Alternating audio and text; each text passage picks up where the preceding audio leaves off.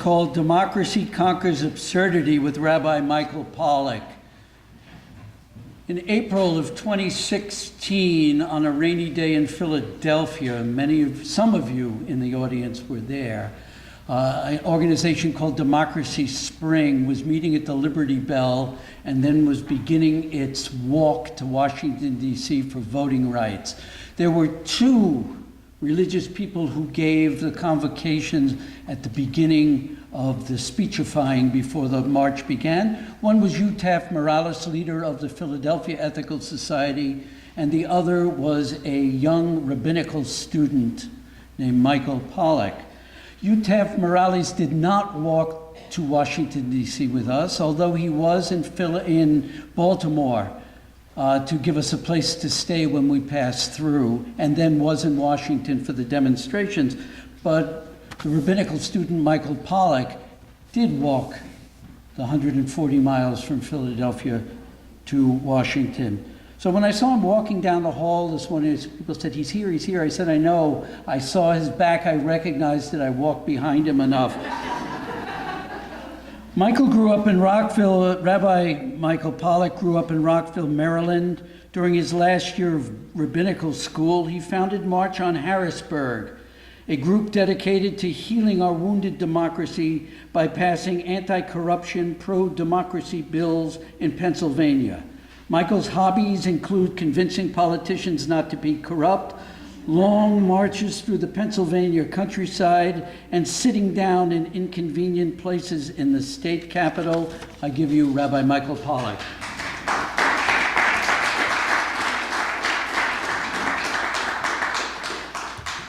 Thank you for that. Thank you for that. On that 140-mile march from Philly to D.C., there was one night in northern Maryland. It was after a really long day. I think it was an 18-mile day with a whole lot of hills built in. A lot of people didn't finish that day, and we stayed in a hotel that night. It was a Days Inn somewhere in the middle of nowhere in northern Maryland. And as we were walking into this hotel, I had my stuff with me. And you know him as Dan, right? I know him as Danny. How's about that? I can be either. So Danny was standing there and said a word of encouragement to me. And I doubt you even remember this. It was 5 seconds long, and you said something like, me and the old guys have been talking, and we like you. And, and I thought, oh my God, this is, I fit in. I felt like I belonged, and I felt like I could do something with this. And that word of encouragement really went a long way. And thank you for that. And he also forgot, he walked 105 miles from Philadelphia to Harrisburg last spring, or 2 springs ago. Last spring, a year and a half ago. I did not. I only went to Reading. You only went to Reading? 4 days, and then I had to go home to go to Greece. That's right. But I'll take that I went the whole way. It was uphill to Reading and downhill after that. You know, he did the hard part. So, first off, March on Harrisburg. We are a pro-democracy, anti-corruption organization. We lobby, we march, we do nonviolent civil disobedience, and we're working to take our democracy where it's never been. In Pennsylvania, we deal with a lot of corruption, with a lack of democracy. According to the Electoral Integrity Project, we're 45th out of the 50 states plus DC across 11 metrics of democracy. New York, you're 35th. So a lot of what I'm going to say today is Pennsylvania-based, but I'm sure it's applicable up here. So 15 years ago, I stood in a synagogue and was bar mitzvahed. And my bar mitzvah Torah portion was the portion called shoftim, which means judges. And it's a piece of Deuteronomy that lays out how to govern, how you set up courts, how you govern, how you set up judges, how you do all that. And it opens with the phrase, I'm going to do it in Hebrew, it says, Shoftim v'shotrim titen lecha b'chol sha'arecha, which means judges and officers you shall place in every gate of every city. So why put the judges and the officials in the gates of the city? Because back then, people used to live in walled cities, and you would live on the inside, and you'd work in the fields on the outside. So twice a day at least, you would walk through the gate. Everybody in the city knows where the gate is. It's the most accessible point. So that's where you put your government, because your government is supposed to be accessible. But right now, our government is not accessible. In Pennsylvania, if you want to vote, You have to show up on the Tuesday that is voting day and vote. If you want to register to vote, it has to be done a month before. If you want to mail in a vote, you need a government approved excuse, and they don't give those out very easily. It's hard to vote. Our government is not accessible. It says put judges and officials in every gate. What it doesn't say is put 2 judges in this gate, then you're going to take this other gate, you're going to divide that into 3 sections, you're going to take a third of it, you're going to pair that with half a gate 2 towns over, pair that with another gate 3 towns over, call that 1 gate and put 1 official there, and then do the same. That's called gerrymandering. And that's what we have. Pennsylvania is ridiculously gerrymandered. And we shape Congress. We shape the US House of Representatives. For example, from 2012 to 2016, 3 straight elections, Pennsylvania sent a congressional delegation to Washington, D.C. of 13 Republicans and 5 Democrats. There are 700,000 more registered Democrats than Republicans in the state of Pennsylvania. The delegation was 13-5. Last year, almost this time of year last year, our state Supreme Court stepped in, intervened, and redrew our maps. So now we have fair maps. So our congressional delegation in 2018 went from 13-5 to 9-9. When the House flipped in the midterm election, that was a lot of that was because we took on gerrymandering in Pennsylvania. And we didn't win forever, but we won for 2018. It goes on to say in Deuteronomy, Lo tikach shochad, ki shochad ya'aver einei chachamim ve'yasalef divrei tzadikim, which means do not take a bribe, because a bribe blinds the eyes of the wise and distorts the words of the righteous. In Pennsylvania, so what does that mean? What does that mean? What is a bribe? So the rabbis of the Talmud, they go into this question. The Talmud is a book of arguments about 1,500 years old. And they ask this question, what does it mean? What is a bribe? What does this word mean? And through classical Talmudic style, they answer it with a series of anecdotes, with a series of stories. So we're going to play a quick game called Bribe or No Bribe. The first story. The judge is at home, and the grocer, the person who delivers vegetables every week, usually they come on Fridays, but this week they came on a Thursday. And they give the judge the vegetables, and the judge says, why are you here? You usually come tomorrow. And the grocer says, I have a case in court today. And the judge says, what does the judge say? Bribe or no bribe? Bribe. The judge says, I have to recuse myself from this. The judge is coming in from out of town, gets off the ferry and the canal. This is ancient Iraq, so it's a canal system. They get off the canal, they get off the ferry, somebody sticks out their hand and helps them off the boat. Bribe or no bribe? Bribe. Judge says, I can't be here. I'm out.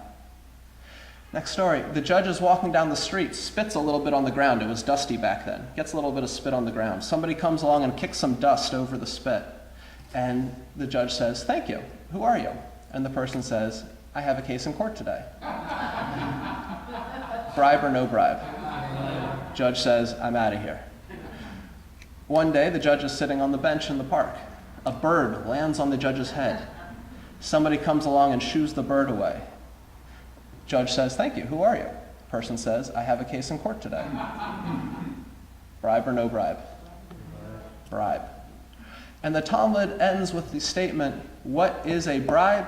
A bribe is when you are one with the other person. When you have formed a small group to the exclusion of everyone else. That is a bribe. I give you a gift. All of a sudden, we have a bond. We are connected. We are a group to the exclusion of everyone else. For family, gifts are great. There's no bribes in family. I guess there are, actually. In politics, for public service, bribes are awful. And so what does this look like? How does this play out? So in Pennsylvania, we have no limit on campaign contributions. We have no limit on gifts, meaning you can legally gift anything to any state legislator. So what this looks like is, for example, the natural gas industry. They have 203 registered lobbyists in Harrisburg. We have 203 state representatives. That is a 1-to-1 ratio, and that is not an accident. They expense $7 to $8 million a year lobbying our state capital. And what do they get? Pennsylvania produces 1% of the world's greenhouse gas emissions. 1% of the world's greenhouse gas emissions come from the Keystone State, where we have a runaway fossil fuel industry that I was about to say that literally owns our government. Yeah. When we lobby in the state capitol, we walk past parking spots that have reserved signs on them. The best parking spot next to the state capitol is reserved Shell Oil. Next to that is Comcast. Next to that is Energy Transfer Partners, Chesapeake Energy, down the line. Independence Blue Cross is there. They own the place. They own the place. 2,600 years ago, the prophet Ezekiel stood up and said, "In you are people who take bribes to shed blood. In you are people who take bribes to shed blood." What does it look like? Gifts create when you have that small group that forms to the exclusion of everybody else. People who can't give the campaign contributions, people who can't give the gifts, are kept on the outside. The prophet Isaiah noted this phenomenon about 2,700 years ago when he wrote, "Your rulers are rebels, partners with thieves. They chase after bribes. The widow and the orphan's case does not come before them." In a system of bribery, the widow and the orphan's cause doesn't matter. It doesn't come before anybody. You know, I was walking through the Capitol a few months ago, and a representative came and he said, Rabbi, how's it going with the gift ban? How's it going?" And I said, "Well, we're pushing we're pushing a really large rock up a really steep hill, but we're pushing." And he said, "Good, we need to." And he's one of our co-sponsors. He's a champion of ours. He's a Republican, by the way, a champion of ours. And he was saying, "I look around this place, and I see the gas people, I see the cable people, I see the insurance people. I see nobody here lobbying for the homeless veteran. There's nobody here for the single mother. There's nobody here for the orphan. There's nobody here for the foster care kid. There is nobody here for any of them. The widow and the orphan's case does not come before the bribed judge." And so what does that look like?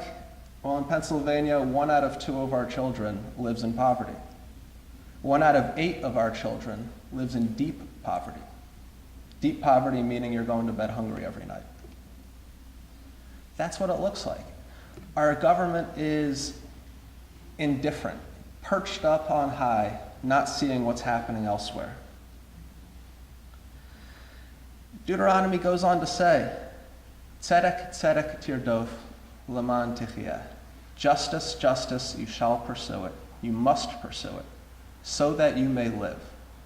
Has anybody here seen that line quilted on a wall of a Jewish lawyer's office? No? Just me. Tzedek, tzedek tirdof. Justice, justice, you must pursue it so that you may live. So what does that mean? Why does it say justice twice? There's no wasted words back then because ink was expensive. So why does it say justice twice? Well, Rashi, the 11th century French rabbi, he says, it says justice twice because the first justice is the means and the second justice is the ends.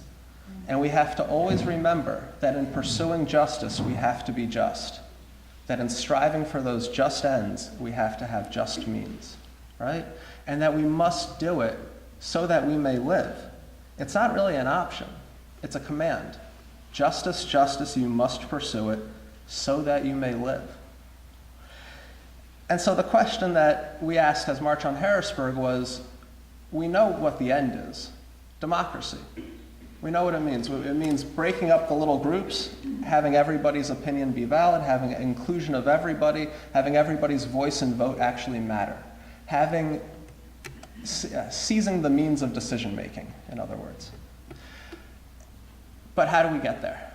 So we have 3 primary tactics as an organization. The first one is lobbying, then marching, then nonviolent civil disobedience. First, we lobby. And we lobby because lobbying changes hearts and minds. It's nonviolent conflict resolution. When we sit down and we lobby, we're lobbying corrupt people. We're lobbying people who are not corrupt, but have been beaten down by a corrupt system.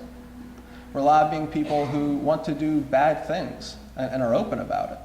And we're lobbying people who want to do good things but can't because there's obstructions in the way. And sometimes when we lobby, miracles happen. For example, one time we lobbied Representative Godshaw. He's a very powerful Republican committee chairman in Harrisburg.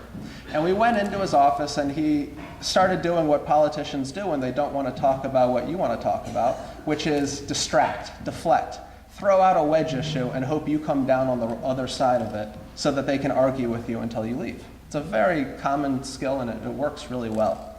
And so Godshaw did that. And he started talking about the ivory industry. And he said, why are they cracking down on ivory poachers? We said, well, we're here to talk about a gift ban. We don't think that politicians should be able to take anything from lobbyists. What's going on in Africa right now? Why are they going after the ivory poachers? Well, we think a gift ban would be really good at building some trust between the people and the government.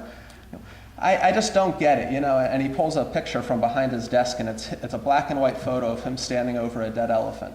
And he says, I shot an elephant in the 80s and it fed the village for a month. It was the best thing I've ever done. What's wrong with this? And one of our skilled citizen lobbyists, Sean was the one who did this, he noticed that the representative had a wedding ring on. And he said, Representative, are you married? And he said, yeah. He said, well, a representative democracy is a lot like a marriage. It's a covenantal relationship between citizen and state, between voters and elected officials. And right now, that relationship isn't doing so well. It's bombastic, it's vitriolic, it's hateful. We say nasty things about each other. We don't respect each other. We don't listen to each other. It's a failing relationship.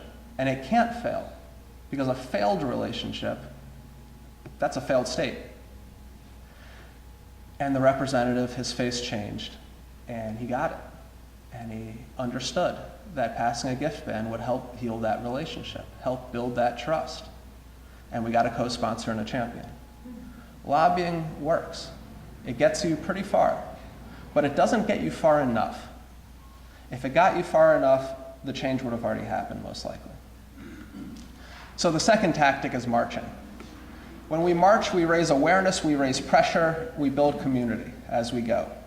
So we've done 141 miles of marching at this point in the last year and a half.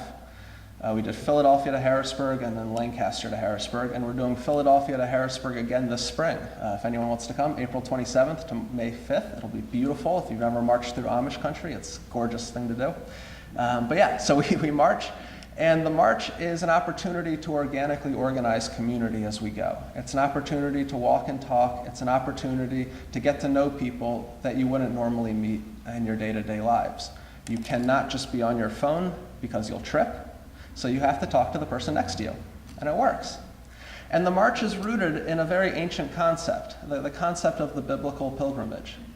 Way back when, and I mean 3,000 years ago to about 2,000 years ago, everybody in the ancient land of Israel, and by everybody I mean some people, would get up and march to Jerusalem 3 times a year. And we celebrate these holidays today as Passover, Shavuot, and Sukkot, the 3 pilgrimage festivals. And people would get up and you would gather your village, your family, your stuff, and you would walk to the capital. And as you walked, you would get to know your neighbors. You'd check in with people a few towns over. You'd get an update, you'd build community, you might meet a future spouse. Who knows what would happen on the pilgrimage? And it kept society together. It kept people together. And after the pilgrimage, you get to the capital, to the temple, and you sacrifice. You sacrifice. So way back when, people used to march from every corner of the country, get to Jerusalem, go up to the temple, and make a sacrifice. And so when we get to the capital, we sacrifice. And that's nonviolent direct action, nonviolent civil disobedience. The concept of sacrifice, by sacrifice I do not mean goats and turtle doves and none of that, no. Sacrifice, the ancient word, the Hebrew word is korban, and korban has the same root, the same meaning as to give a big hug, to embrace, to draw near. And a sacrifice is when you force the encounter with somebody. When you force the encounter in pursuit of our highest and holiest ideals. When you sacrifice, you're getting up in front of somebody and saying, love me. Love me. And that's what we do. We go into the Capitol and we say to our politicians, love us. You gotta love us. Serve us. We want to trust you. We need to trust you. For all of this to work, we must get along. And so here we are. And we're going to sit in front of you. And if you choose to have us arrested, so be it. We'll come back tomorrow. And that's what we do. And when we do nonviolent direct action and force that encounter, amazing things happen. Because when somebody is in front of you, when you force that encounter with somebody, I've used the word miracle a few times. I don't know what other word to use. Phenomenon, maybe. There's something about it. The philosopher Emmanuel Levinas said, when you see the face of the other, you are ordered and ordained to service. When you see the face of the other, you are ordered and ordained to service. And so when we do nonviolent direct action, when we force that encounter, when we do the korban of just, come on over here, politician, right? They see us, and they see our faces. And they see people who want some love. And that moves them. And it doesn't move all of them, and it doesn't move everyone every time, but it works, and it moves the ball forward. So that gerrymandering fight, right? So after our first series of actions, we targeted somebody in the House, a committee chairman in the House. And right after that, went in with a meeting with that person's Senate counterpart, so the head of the committee in the Senate. And what he said in that first meeting, this was June 2017, was, I saw what you guys were doing a few weeks ago with Darrell, with Representative Metcalf. Why didn't you come up here? Why didn't you protest me? I also haven't called a hearing on the gift ban or gerrymandering. Why not mess with me? And we said, well, Senator, because every time we want to talk, we talk.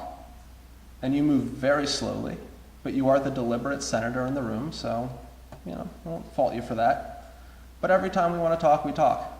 So why would we protest you? And he had been so moved by seeing our protests earlier that now he was totally open.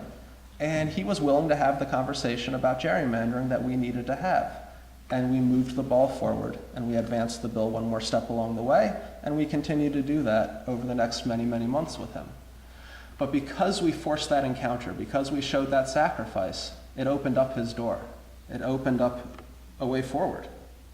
And so in the last 2 years, we've only been around for 2 years now, we've gotten 2 House hearings on gerrymandering, 2 Senate hearings on gerrymandering, a Senate bill on gerrymandering that got poisoned on the floor, and a gift ban bill that got out of a House committee. And we failed, right? The goal is pass laws. The goal is get something to the governor's desk. And we have not succeeded. Come a long way, pushing a really large rock up a really steep hill, but we haven't won. And that leads to despair sometimes. And so I want to talk a little bit about despair and hope and how to deal with that. Because I know a lot of people here are engaged in long-term struggles, are engaged in good fights worth fighting, with people worth fighting with and for. And despair can set in after a while. And so I go back to the burning bush. And for me, the burning bush is the ultimate story of hope, and hope in the face of overwhelming despair. So on April 3rd, 1968, Dr. Martin Luther King Jr. stood in Memphis, Tennessee, and he gave a speech that's pretty famous. He said, I've been to the mountaintop and I've seen the other side. Earlier in that speech, by the way, the mountaintop and he's seen the other side, he's talking about the end of the book of Deuteronomy, when Moses is standing up on the mountaintop looking into the promised land. And so rewind a few books in the Torah and the Bible there. And Dr. King, earlier in the speech, he's talking about the book of Exodus.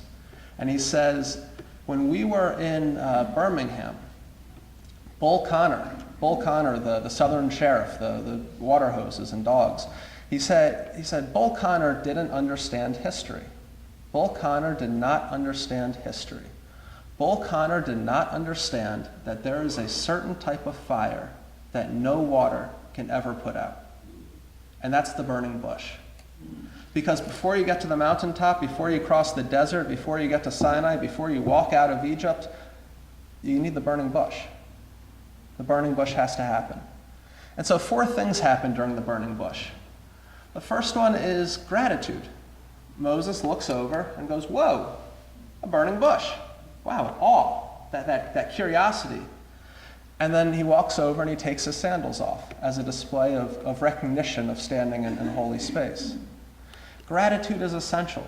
Gratitude helps us identify the good so that we can then replicate the good and expand on the good. As President Lincoln, who named after the Lincoln Center a few blocks away, said one time, you can either be angry that roses have thorns, or you can be grateful that thorns have roses. Right? Having an outlook of gratitude helps us identify the good and build off of that. The second thing that happened at the burning bush was suffering, an honest acknowledgement of suffering. Moses is told, I have heard the cries of the slaves. God is weeping with the slaves. What a powerful concept. The world is weeping with the slaves. The world weeps with us. And Moses feels, and Moses acknowledges his suffering in that moment. It's so hard to acknowledge our suffering, especially in a world that doesn't slow down. It's so hard to take a minute and go, what is causing this in me? What is causing this stir inside? What is causing this unrest? Why am I waking up tense? What's going on here? It hurts. It hurts to not live in a democracy. It hurts to know that my vote doesn't really matter. On my last ballot in November, this past November, every single election on my ballot was pre-decided. It was unopposed. My vote doesn't really matter. That's because my district has been carved up pretty well. It hurts knowing that we are polluting this world beyond repair.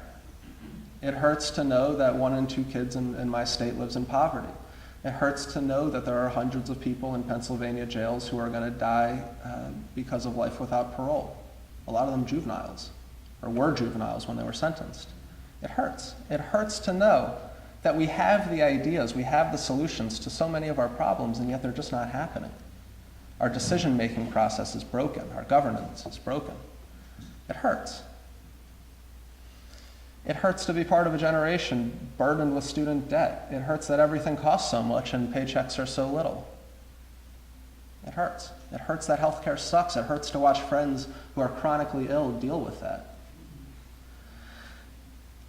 When we can acknowledge the suffering, that's when the light comes in. The Persian poet Rumi, he once wrote, the wound is where the light enters you.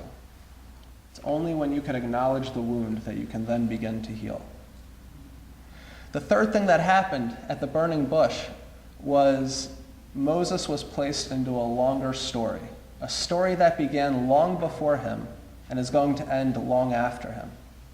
Right? Moses is told, I am the God of Abraham, Isaac, and Jacob, and one day you will be in a promised land flowing with milk and honey.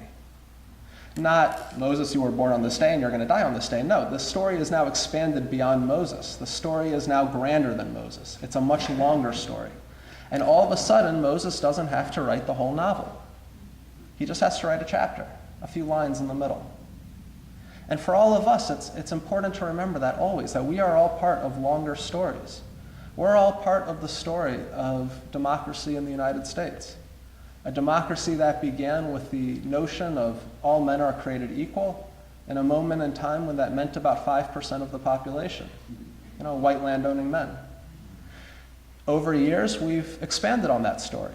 We've written new chapters. We wrote the abolitionist chapter. We wrote the suffragette chapter, the civil rights chapter. We've written chapter after chapter to expand our democracy and to keep this book going and keep this story going. And we know that even if we get rid of campaign contributions and have public financing of elections and a gift ban and end gerrymandering and automatic voter registration and early voting and same-day registration and no excuse absentee ballot reform and vote by mail and all of these 1,000,001 democracy things we need, in 40 years they'll come up with some other stuff that they need. We're going to keep going here. We're just writing our chapter in the story, and the story continues. And the fourth thing that happened at the burning bush was perhaps the most important, impactful. Moses learns that Pharaoh was not in charge. Moses asked God the simplest question one can ask anything. What's your name? And the answer given is, I am that I am. I will be that which I will be, which is the worst answer you can give to that question. What's for dinner tonight? Dinner is for dinner tonight. What's the weather like outside? The weather is the weather. What time is it? It's the time that it is. You learn nothing from that kind of answer. I am that I am? You've said nothing. But yet, said everything. Because Moses in that time had grown up in Pharaoh's world. And in Pharaoh's world, Pharaoh is the arbiter of truth. Pharaoh holds a monopoly on reality. Pharaoh makes the sun rise. Pharaoh makes the crops grow. Pharaoh makes the Nile flood. Pharaoh determines fact from fiction. Pharaoh has the mindset of, so shall it be tweeted, so shall it be done. And that's Pharaoh. And Moses all of a sudden learns, no, Pharaoh is not in charge. It's going to be what it's going to be. It's going to be what it's going to be. And that opens up Moses' world. And Moses all of a sudden understands this absolutely impossible situation, these 400 years of slavery, can end. It's going to be what it's going to be. And then Moses is given next steps, because in any organizing meeting, and that's what the burning bush was, you need next steps. You always need next steps. And so Moses is told, go organize the elders and go see Pharaoh. Moses is not told, get the people out into the desert. From the desert, you keep marching. You're going to take a right turn there. You're going to take a left turn there. You're going to camp there for 38 years. Then you're going to get some manna, and then you're going to head on. No. Simple first step. Organize the elders, talk to Pharaoh. That's it. Nothing more. So when we're trying to shift from despair to hope, it's always good to end on a step that we can take soon, an easy next step, something that we can do, and sink our teeth into it knowing that there's a longer vision along the way. Anytime I feel despair, I go through the burning bush, and I think, what am I grateful for? Why am I suffering? What are the stories that I'm a part of? What next? What's the next step? What we're up to is life. Tzedek, tzedek tirdof leman techiyah. Justice, justice, you must pursue it so that you may live. And we are fighting for our lives. Make no mistake about that. This is a fight for our lives. And if we lose, we're in really bad shape. We're going to see the world continue on the path that it's on right now. And that's a non-sustainable path. For many, many reasons, we can't lose. We have to win. And when we win, the promise of that is so, so great. The promise of democracy is tremendous.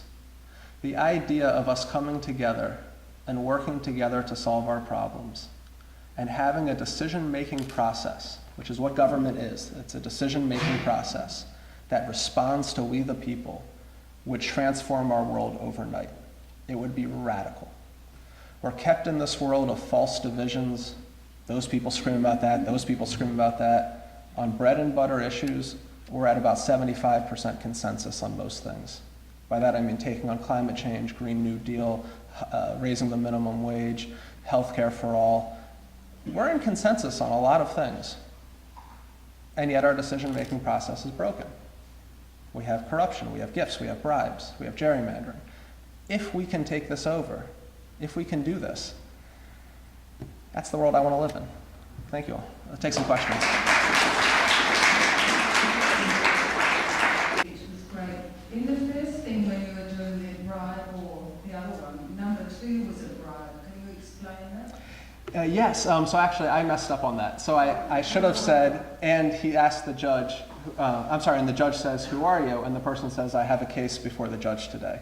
There was that pattern in all 4 of the stories. If the judge didn't know that person had a case, I think that'd be okay, until they saw each other in the courtroom. Thank you. Nobody votes, but that means 40% of people never vote, and sometimes 50% of people only in presidential elections.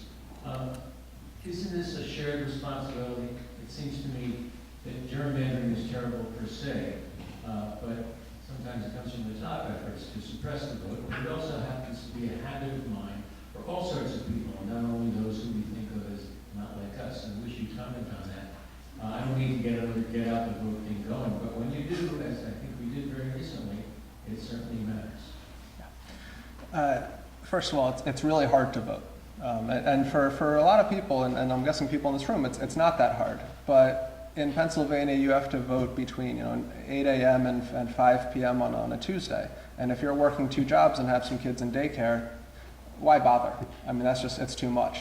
And so that keeps a lot of people from the polls, how hard it is to vote. If we had things like early voting, have 3 weeks of voting, you can vote on a Sunday, it's okay, that would increase turnout. If you were able to mail in your ballot, that would also increase turnout. So those are things we're looking into to help out. And then the flip side of that too is that we don't blame people for not voting. It is a shared responsibility, there's no doubt, but it's very understandable to understand why people feel like they're checked out, like their vote doesn't matter, because nothing really changes. And I can't fault somebody for that.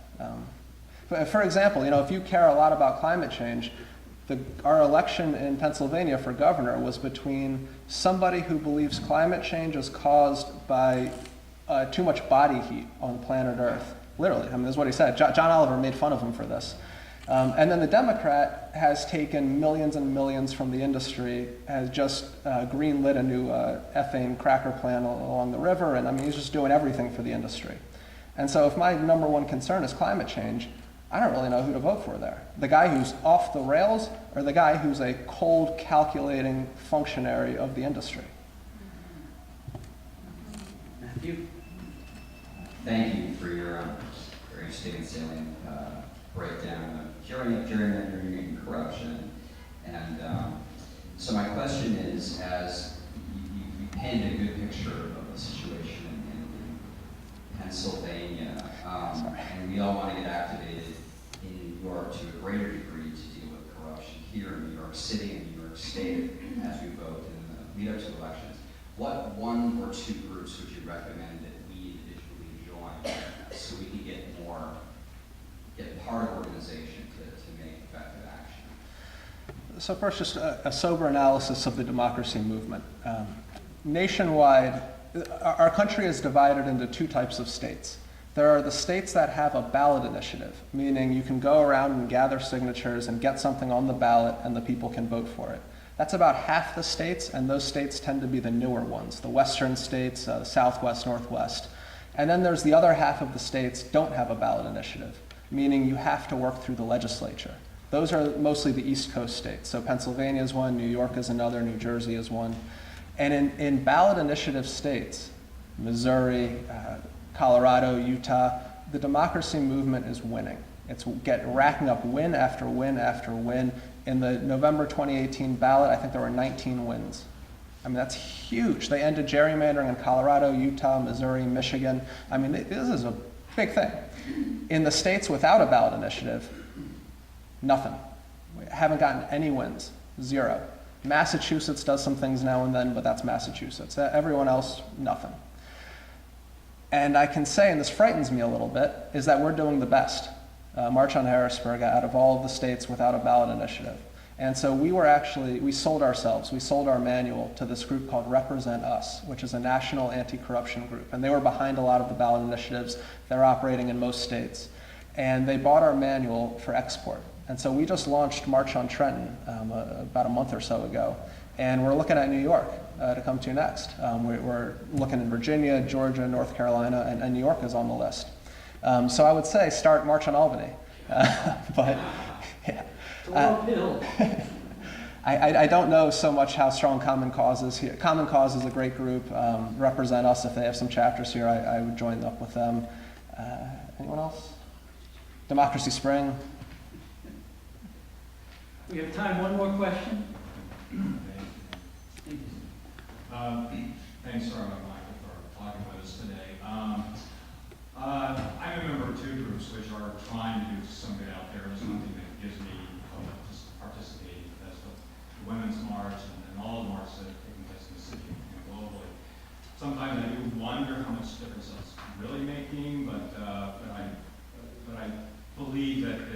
impactful in a good way, largely because it is peaceful, it's a nonviolent approach.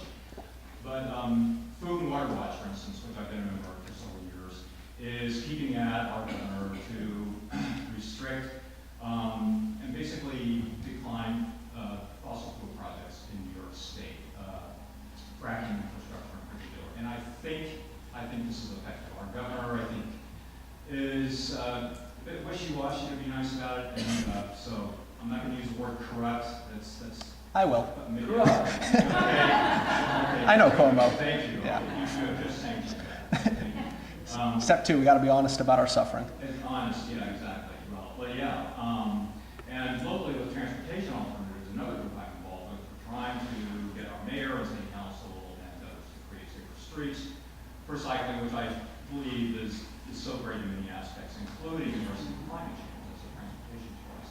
So, I just basically want to affirm, for myself, the value of being part of the group effort. The marches, the lobbying, the canvassing, the leafleting, it's all great. And I do it because it makes me feel better. I'll say, I'm going to pick on the Women's March a little bit here, and I have much love for the Women's March, many friends in it and all that. I don't understand why they went home. When you have, 1 million people in downtown DC, hundreds of thousands, don't leave. Sit down. You're there, right? In Harrisburg, the leadership, they've said this to me before, we can have 1,000 people outside the building. We sit inside the building. There's walls in between us, and then they go home. And that's that. Don't go home. Get in their face. Get inside their office. Sit in their doorway and say, we're going to work this out. And if they have you arrested, so be it. You'll get out of jail in a few hours. It's a $50 fine in Harrisburg your first time. But get in their face. Get active. Get intense. Don't leave. One of the lessons for me of this past year was watching the West Virginia teacher strike. And they were in the state capitol, and they wouldn't leave. And the government, the leadership in the legislature cut a deal with the teachers union leadership and said, okay, we're done here. And the membership of the union said, no, the deal's not good enough. And they stayed for another week, and they got the rest. So oftentimes we're told, don't be confrontational. And we're told this by politicians because they know it works and they don't want us to do it. But be confrontational. And when they say, here's half the pie, sit down and wait for the whole pie. Thank you.